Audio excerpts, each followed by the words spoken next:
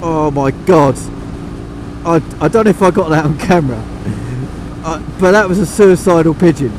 This fucking pigeon was just stood in the road. And his car just kept coming. And the pigeon's like, I can't take it anymore.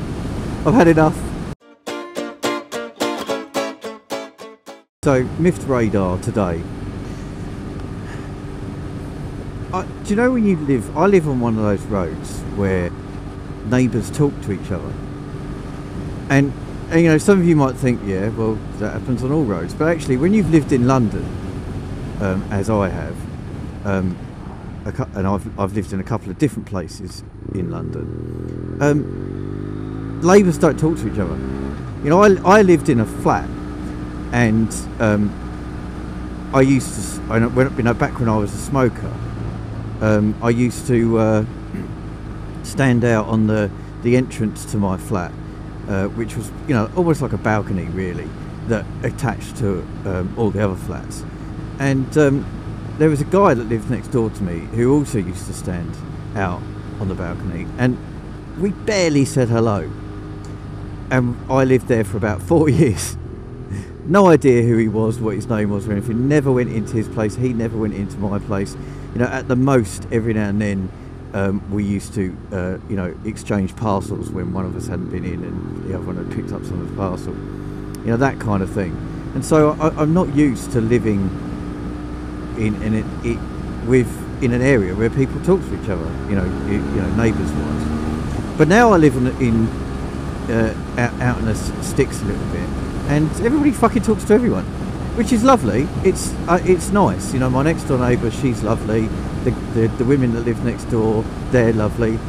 But once you get past directly connected neighbours, so your next door neighbours, anyone else is just a stranger.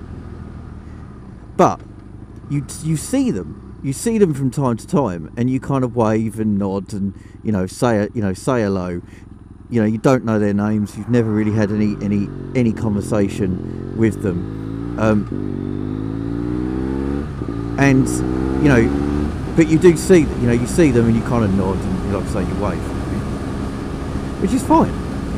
But you always get that one person who wants to take it that bit further, and I've got exactly that. I've got this guy that lives opposite, who's moving out actually, but he lives opposite, and he's a nice enough guy.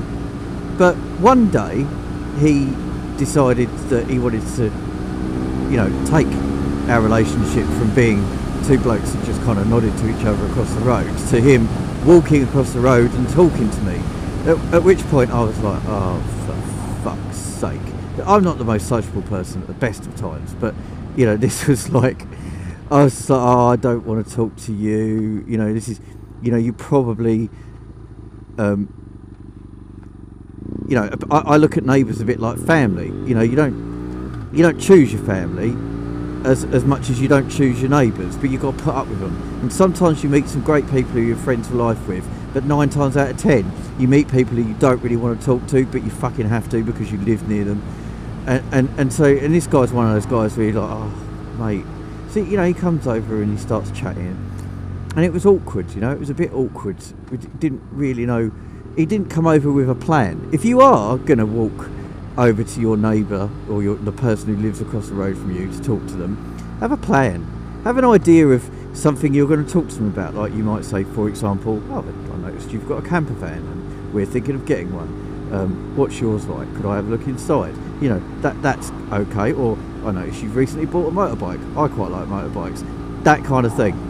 Don't just come over and randomly start talking about stuff, because that isn't going to work. It's a bit like trying to do a motor vlog when you haven't thought about what the fuck you're going to talk about. Invariably you just end up talking shit.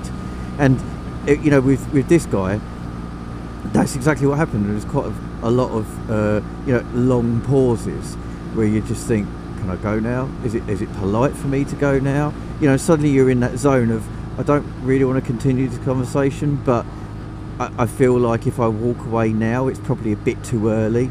You know, how early is too early to walk away? How long is it before it? You know, how much time do you have to spend before you can safely walk away from that conversation, knowing you've not insulted the guy by basically saying, look mate, I've got far better things to talk to people that I don't really know, so if you don't mind, fuck off.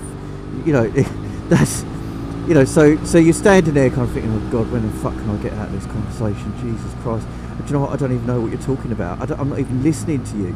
And then you have these silences where you go, yeah, and there's silence, and you think, is he going to talk again? Are we finished? Can I go? So there's this guy. Anyway, he approached me again today, and he walked over the road, and I did the usual, all right mate, and he went, all right, and he was mowing the lawn, so I went, it's a good day for it, isn't it? And he went, what? And I went, mowing the lawn. You know, that's how boring this conversation was. You know, that typical, oh, weather's been shit, innit? You know, that kind of, I don't know you, but what can we all talk about? Well, we all talk about the weather, so let's talk about that. So, you know, so then he does that thing that scares the life out of you. He turns the lawnmower off and walks across the road, and you're thinking, shit, now I've got to talk to this guy. Now this has turned into a conversation. Now I've actually got to fucking stand here and just listen to what he's got to say. So, you know, he kind of come over and went, yeah, well, I thought I'd do lawn because, you know, we're moving in a week or in a bit, and, you know, and so we're just moving, but not far, we're just moving around the corner. All right, mate, yeah, fair enough, moving around the corner. But, you know, at this point I'm thinking, I don't really fucking care. I don't care. I'm not like, I've never been in your house, I've never met your wife, I've never had dinner with you. I don't really give a shit if you're moving, but, you know, good luck to you. So then, you know, we start talking about the fact that we rent, and that we can't really afford to be on the property ladder because, you know, we spend all our money on, you know, I spend my money on buying stuff and living my life rather than spending the next 10 years saving up for a deposit to buy a property. I'd rather just pay for a rented property. And, you know, then it gets a bit morbid, and he starts telling me that he wants to buy another property, but he's probably going to have to wait for some inheritance. So I'm like, okay, so you're waiting for your parents to die. nice conversation we've got going on here. And like, so, you know, it goes on, and then he said, you know, renting's a mugs game. And I thought, right, so now you're insulting me. Now, not only have you fucking wasted my time by coming over here and talking bullshit, but now you're insulting my choice to not buy a property. That's my choice. I can do what I bloody well like, thank you very much. So, yeah, I mean, God.